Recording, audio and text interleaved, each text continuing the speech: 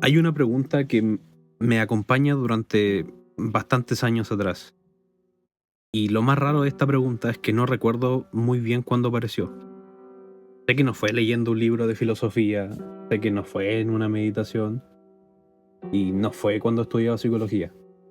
La verdad es que apareció cuando estaba haciendo algo completamente normal, como caminar o sentado en una banca. No estaba pensando particularmente en nada, o eso creía yo. Porque como ocurre casi siempre cuando estoy solo, en realidad estaba teniendo una conversación. No obviamente una conversación real, una conversación imaginaria. Alguien me decía algo, yo respondía, la otra persona respondía, yo argumentaba. La otra persona claramente estaba equivocada y yo naturalmente ganaba la discusión. Yo supongo que todos hacemos esto. Ensayamos conversaciones, recordamos discusiones, imaginamos futuros posibles, reescribimos el pasado. Pasamos una cantidad absurda de tiempo hablando con personas que ni siquiera están presentes.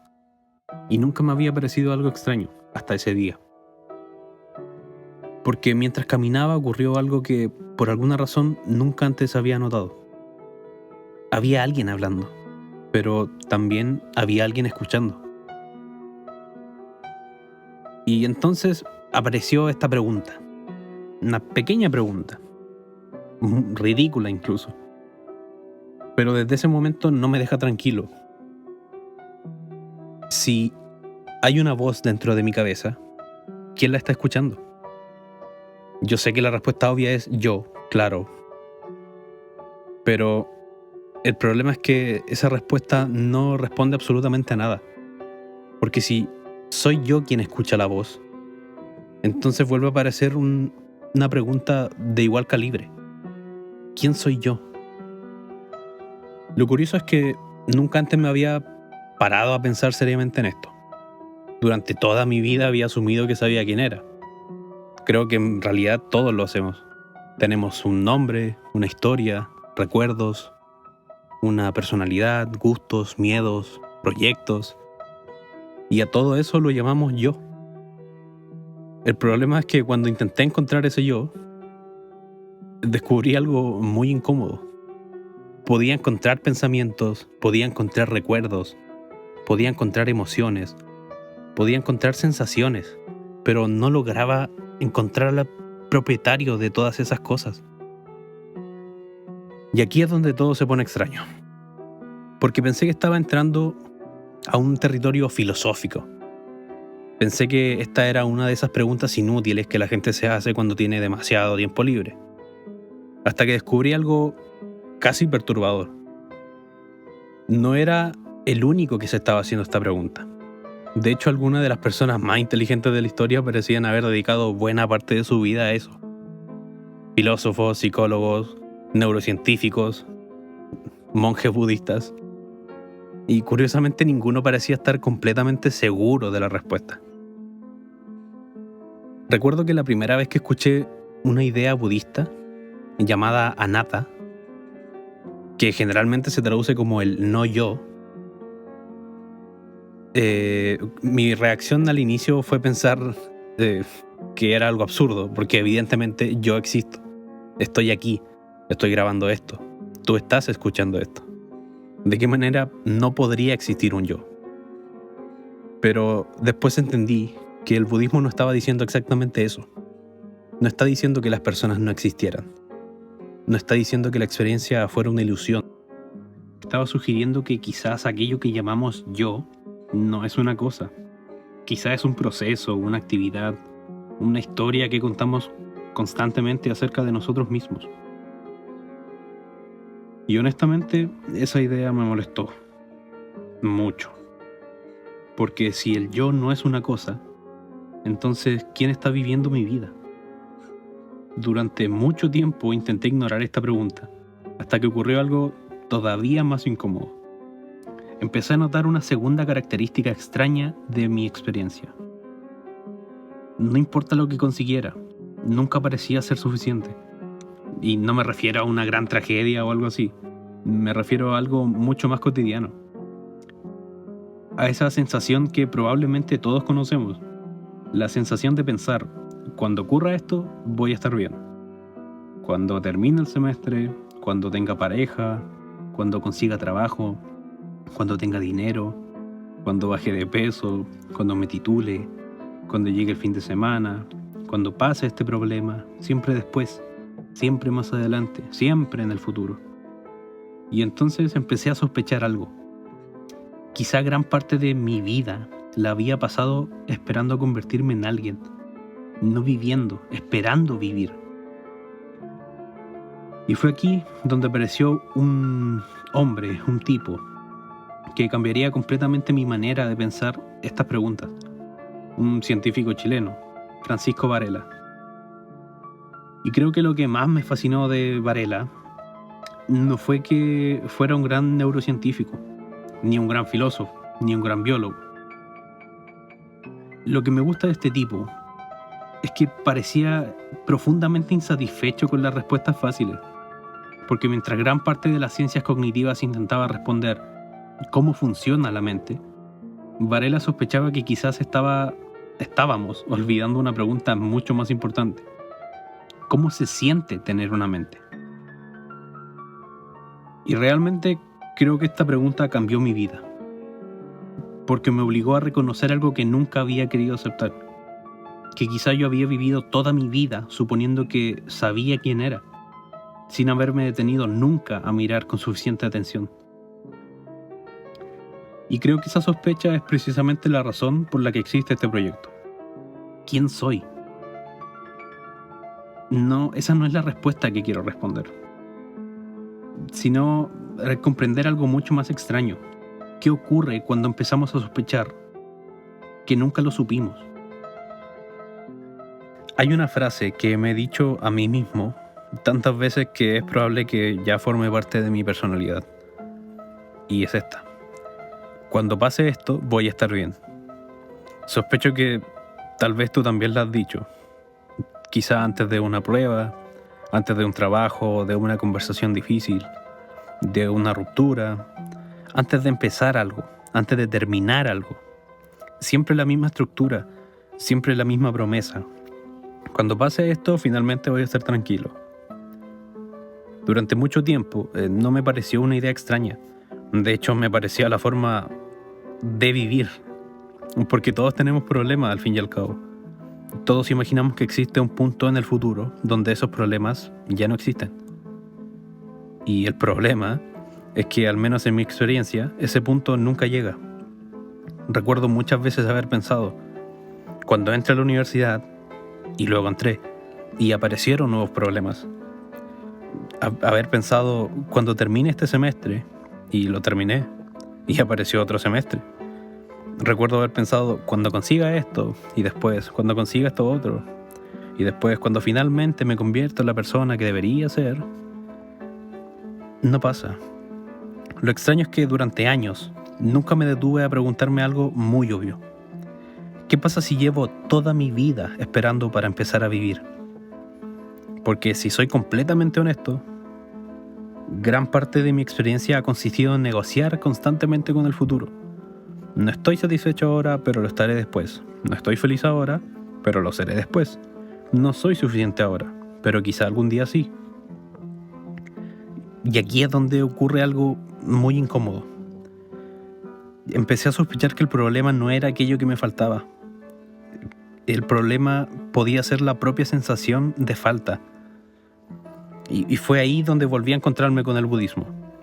Existe una palabra budista que durante mucho tiempo pareció excesivamente pesimista. La palabra es dukkha. En la traducción en español es sufrimiento. Y obvio no me gusta mucho esa traducción, porque da la impresión que el budismo sostiene que la vida es una tragedia permanente. Pero mientras más tiempo pasé pensando en la idea, más sospeché que probablemente el problema no era la traducción. El problema es que estaba intentando entender una experiencia con una palabra demasiado pequeña. Porque dukkha no solamente es dolor, no solamente es tristeza, no solamente es sufrimiento. Es algo mucho más cotidiano, mucho más difícil de explicar. Es la sensación persistente de que algo nunca termina de encajar. Yo creo que todos conocemos esa sensación.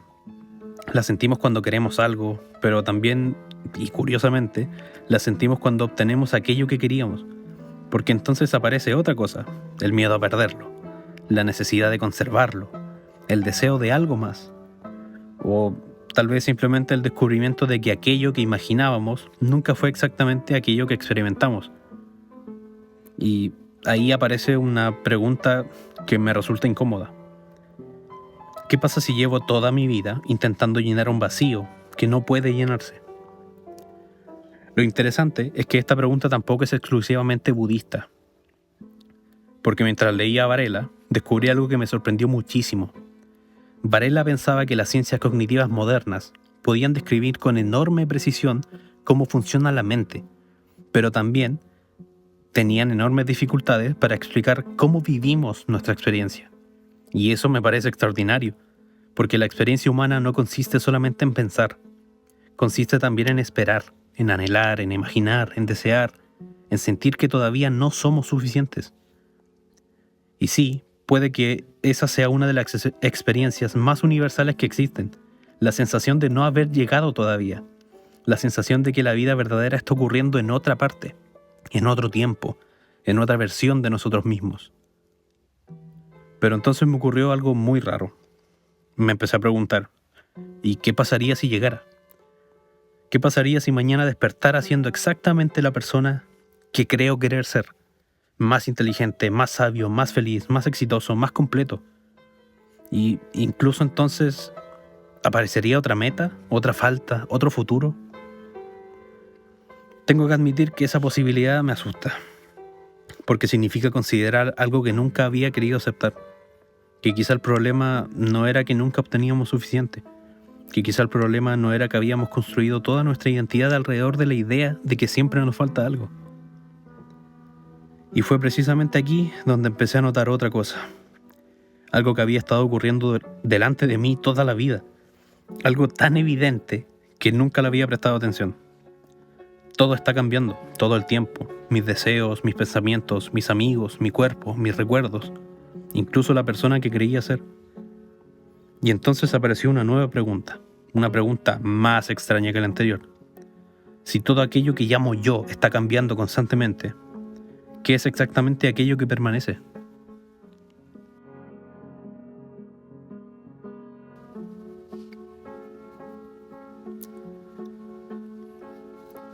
Hace un par de días estaba buscando unas cosas en mi casa. No estaba buscando nada en particular. De hecho, creo que casi nunca encuentro las cosas importantes cuando las estoy buscando. Solo aparecen.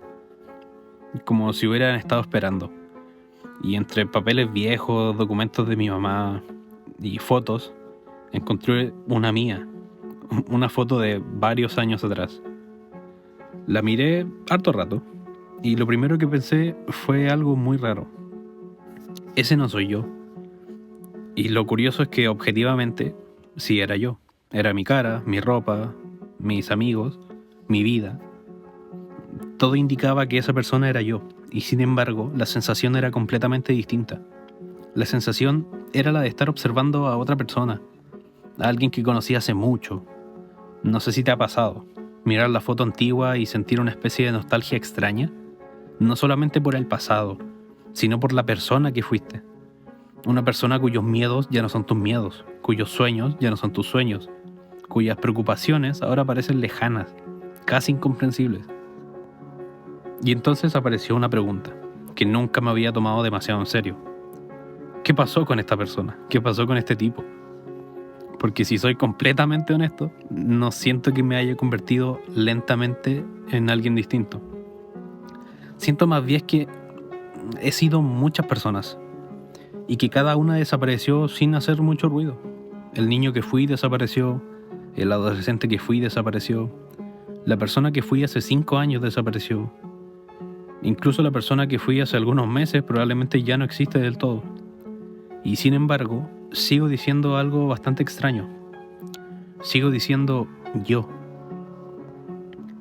Creo que durante mucho tiempo pensé que cambiar era algo excepcional, algo que ocurría en ciertos momentos importantes, pero después empecé a sospechar algo incómodo. Quizá no cambiamos algunas veces, quizás estamos cambiando todo el tiempo. Nuestros gustos cambian, nuestros cuerpos cambian, nuestras relaciones cambian, nuestros recuerdos cambian. Incluso las historias que contamos sobre nosotros mismos cambian. Y aún así existe una sensación persistente de continuidad, una sensación de que hay algo que permanece, algo que atraviesa todos esos cambios, algo que sigue siendo yo. Y aquí me encontré con una de las ideas más simples y más aterradoras del budismo: anicca, impermanencia. La primera vez que escuché esta idea pensé, bueno, sí, es obvio. Todo cambia, las personas envejecen, las relaciones terminan, las cosas se rompen, eso lo sabemos todo. No parece una gran revelación. Pero creo que el budismo no intenta enseñarnos algo que no sepamos. Creo que intenta mostrarnos algo que nos negamos a aceptar. Porque si realmente aceptáramos que todo cambia, viviríamos de una manera muy distinta. No actuaríamos como si nuestros papás fueran a estar por siempre. No actuaríamos como si nuestros amigos nunca fueran a cambiar. No actuaríamos como si nuestro cuerpo fuera permanente. No actuaríamos como si nosotros mismos fuéramos permanentes. Y sin embargo, lo hacemos todos los días. Hace tiempo empecé a notar esos detalles. La voz de mis viejos suena distinto. Mi rostro cambia lentamente. Tengo amigos que dejaron de ser amigos. Hay lugares que ya no existen. Versiones antiguas de mí mismo que apenas puedo reconocer. Y tengo que admitirlo. Hubo momentos en que eso me produjo miedo. Mucho miedo. Porque empecé a maquinar algo.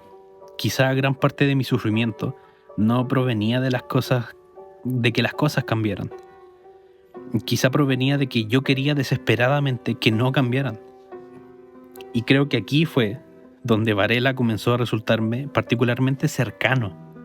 Porque Varela sospechaba que el error más profundo de nuestra cultura podía ser imaginar que existimos como entidades separadas, estables y terminadas.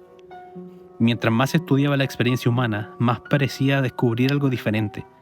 No somos cosas, somos procesos, no somos objetos, somos acontecimientos.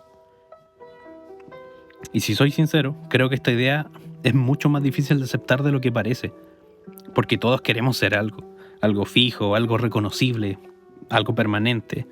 Queremos poder decir, este soy yo. Pero, ¿qué pasa si nunca dejamos realmente de convertirnos en otra cosa?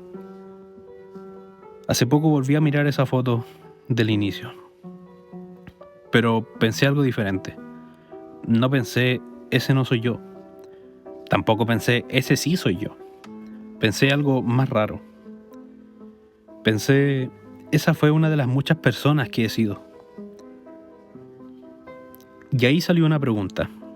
Sinceramente todavía no sé qué responder.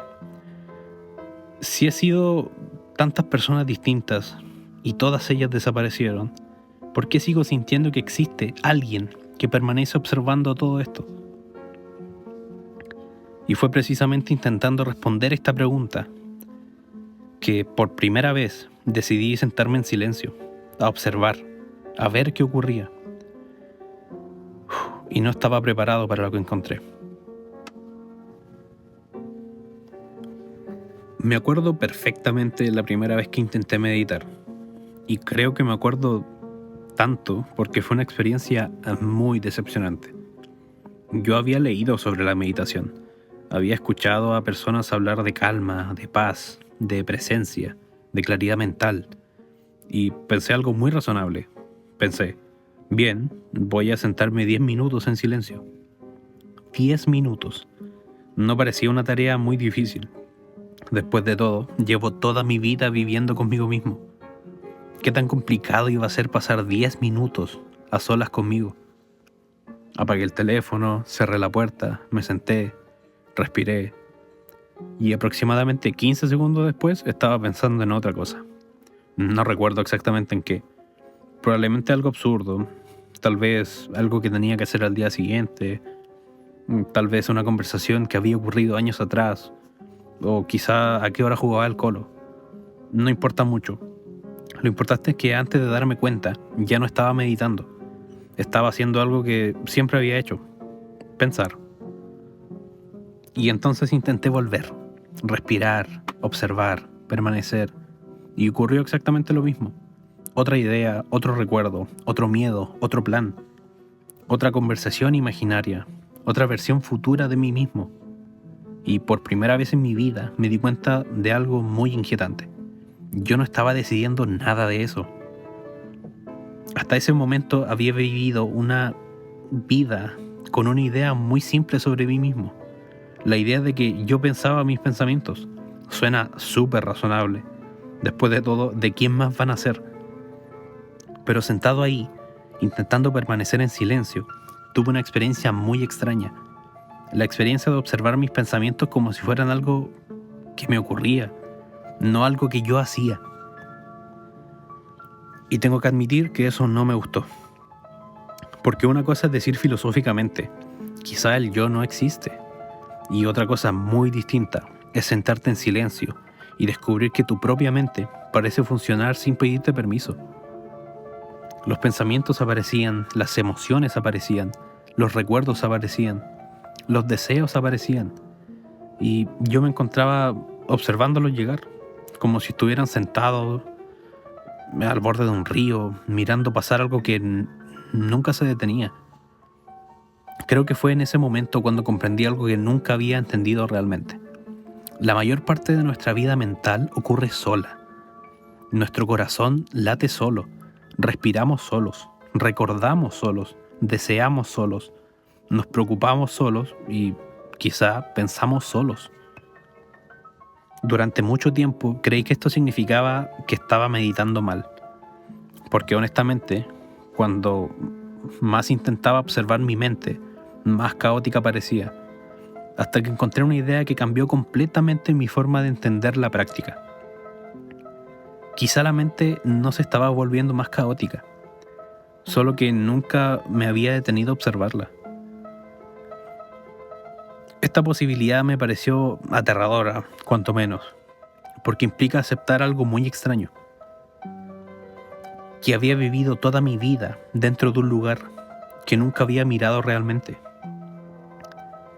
Y fue precisamente en esta intuición la que llevó a Varela a interesarse profundamente por las tradiciones contemplativas, no porque pensara que la meditación fuera una religión, ni porque creyera que fuera una alternativa a la ciencia, sino porque sospechó que la experiencia humana podía investigarse rigurosamente desde dentro, porque quizá las ciencias cognitivas habían cometido un error, habían estudiado la mente como un objeto, pero habían olvidado estudiar la experiencia de ser una mente. Y creo que aquí aparece una de las ideas más radicales que he encontrado en el budismo. El budismo nunca te pide creer lo que dice, nunca te pide aceptar la teoría sobre la mente. Te pide hacer algo mucho más incómodo. Te pide mirar. Solo eso. Mirar qué ocurre cuando aparece un pensamiento. Mirar qué ocurre cuando aparece el miedo. Mirar qué ocurre cuando aparece el deseo o cuando aparece la sensación de ser alguien. Y mientras más intentaba observar, más extraña se volvía esta situación. Porque empecé a notar una cosa. No solamente los pensamientos aparecían solos, también desaparecían solos. No solamente aparecía la tristeza, también desaparecía. No solo aparece el miedo, también desaparece. Todo aparecía, todo desaparecía, todo cambiaba, todo el tiempo. Y entonces apareció una sospecha que honestamente todavía hoy me cuesta aceptar. Quizá no existe ninguna parte de mí que permanezca inmóvil observando todo esto. Quizá aquello que llamo un yo no es el observador. Quizá es parte del flujo.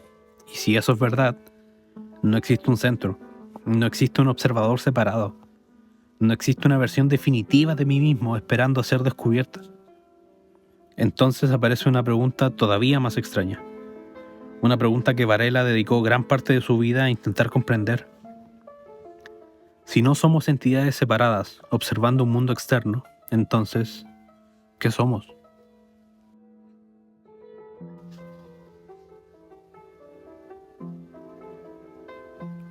Después de todo esto, pensé que finalmente estaba llegando a algún tipo de respuesta.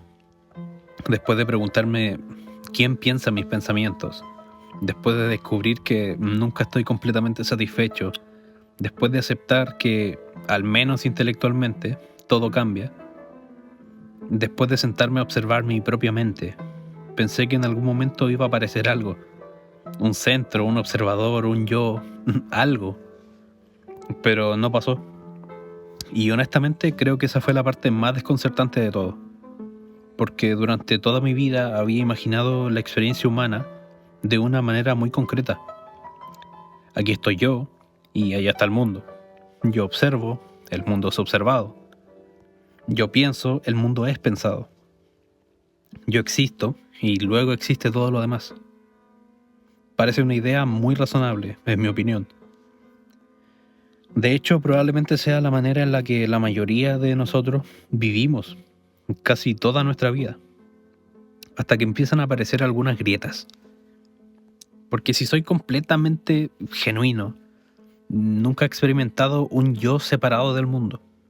He experimentado sonidos, colores, pensamientos, emociones, recuerdos, deseos, miedo, alegría, pero nunca he experimentado un observador separado, observando todas esas cosas. Siempre he experimentado la experiencia misma. Y aquí ocurrió algo muy raro. Empecé a sospechar que quizás estaba haciendo la pregunta equivocada. No es ¿dónde está el yo?, sino ¿por qué estoy tan seguro de que debe existir uno? Fue ahí donde Varela comenzó a resultarme más interesante que nunca. Porque Varela empezó a sospechar algo extraordinario, que quizá la mente no es un objeto encerrado dentro de la cabeza, observando al mundo exterior. Quizá la mente ocurre en relación entre un organismo y el mundo que habita. No somos espectadores, somos participantes. Esa idea al inicio me costó mucho entenderla, porque implica abandonar una intuición muy profunda. La intuición de que estamos aquí, dentro de nosotros mismos, observando algo que ocurre allá afuera. Pero si lo pienso con cuidado, nunca he vivido realmente de esa manera. Nunca he experimentado un yo aislado. Siempre he existido entre cosas, entre personas, recuerdos, palabras, entre afectos, cuerpos, entre historias. Y quizá esa sea una de las intuiciones más profundas que comparten, de maneras muy distintas, la fenomenología, el budismo y el propio Varela. Que no somos entidades independientes que ocasionalmente se relacionan con el mundo. Somos seres que existen únicamente en relación. Y admito que esa idea me produjo dos sensaciones muy opuestas. La primera fue miedo, porque si no soy una entidad separada, si no existe un centro permanente, si no existe una versión definitiva de mí mismo, entonces ¿qué queda? La segunda fue distinta. Fue más alivio, un gran alivio, porque quizá nunca tuve que convertirme en una versión perfecta de mí mismo. Quizá nunca tuve que encontrar mi verdadera identidad. Quizá nunca tuve que resolver completamente quién soy. Porque tal vez nunca fui una cosa, siempre fui un proceso, una relación, una historia que se está contando mientras ocurre. Y creo que aquí comprendí a Francisco Varela. Lo que repitió de muchas maneras distintas. La experiencia humana no es un problema que deba resolverse, es algo que debe ser vivido. Y quizá el budismo tampoco intenta resolver el misterio del ser humano. Quizá intenta enseñarme a cómo habitarlo. No sé si existe un yo. No sé si el budismo tiene razón. No sé si las ciencias cognitivas encontrarán alguna vez una respuesta definitiva. Y para ser sincero, después de todo este viaje, ya no estoy seguro de que esa sea la pregunta importante. Porque con la que comencé este proyecto era ¿quién soy? Pero la pregunta que terminé hallando es otra, una mucho más humilde, más humana. ¿Qué ocurre cuando dejo de asumir que ya sé quién soy? Si queremos pluralizarlo, ¿qué ocurre cuando dejamos de asumir que ya sabemos quiénes somos? Si les soy honesto, creo que esa es la pregunta más interesante que me han hecho en toda la vida. Hay algo que me ha incomodado durante todo este recorrido. Y es que existe una forma muy fácil de malinterpretar todo lo que hemos hablado. Uno podría escuchar todo esto y concluir algo bastante deprimente, que no existe un yo, que nada permanece, que nunca estaremos satisfechos, que nuestra mente funciona sola y que además ni siquiera somos individuos separados. Sí, obviamente, dicho así, parece una pésima noticia. Recuerdo que cuando empecé a leer sobre estas cosas, hubo un momento en el que pensé exactamente eso. Pensé, perfecto, entonces no soy nadie, no entiendo nada y además voy a morir. No me pareció particularmente liberador. De hecho, me pareció un poco terrible. Pero después empecé a notar algo extraño. La gente que más profundamente había investigado estas preguntas no parecía deprimida. Varela no parecía deprimido. Los monjes budistas no parecen deprimidos. Merleau-Ponty no escribía como alguien desesperado. Había algo más, algo que yo todavía no estaba entendiendo. Y creo que tardé mucho tiempo en descubrir qué era. Porque quizá el problema no era descubrir que el yo no es lo que imaginábamos. El problema era que yo seguía creyendo que perder esa idea debía ser necesariamente una tragedia. ¿Y si no lo es? Porque pensemos en algo. Si no existe una versión definitiva de mí mismo, entonces quizá nunca tuve la obligación de encontrarla. Si estoy cambiando constantemente, entonces no tengo la obligación de permanecer igual. Si nunca estoy completamente satisfecho, quizá la vida no era un problema que debía resolverse. Y si no soy una entidad separada del resto del mundo, quizá nunca estuve tan solo como pensaba. No sé si esto es una conclusión filosófica. Sospecho que no. Creo que es algo mucho más pequeño y al mismo tiempo mucho más importante. Creo que es una manera distinta de estar vivo, porque mañana voy a seguir despertando, voy a seguir teniendo problemas absurdos, deseando cosas, voy a seguir preocupándome, voy a seguir cambiando, voy a seguir sin entender completamente quién soy. Y honestamente, creo que eso está bien. Durante mucho tiempo pensé que la filosofía consistía en encontrar respuestas. Ahora sospecho que la filosofía, el budismo y quizá incluso la ciencia hacen algo distinto. Nos enseñan a convivir con ciertas preguntas. Y creo que esa es la razón por la que hice este viaje. No para descubrir quién soy, sino para descubrir algo mucho más extraño. Que tal vez nunca necesité saberlo todo con absoluta certeza. Porque después de todo este rato, después de todos los libros, textos, pensamientos, reflexiones, después de Varela, del budismo, de la fenomenología y de todas las preguntas, hay solo una cosa que creo saber. No sé exactamente quién soy, pero por primera vez creo que no me preocupa nada. Sinceramente creo que aquí termina este proyecto. No con una respuesta, sino con una reconciliación con la pregunta.